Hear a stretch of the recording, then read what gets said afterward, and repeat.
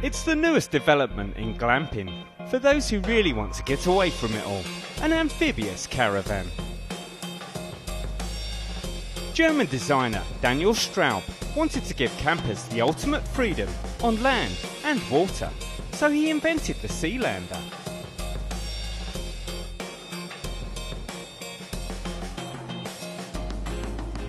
The 380kg caravan has a waterproof chassis constructed from glass fibre reinforced plastic.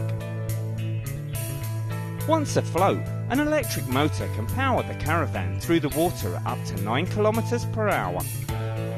The bed inside can be converted into benches, and the retracting sunroof makes it easy to lie back and soak up some rays.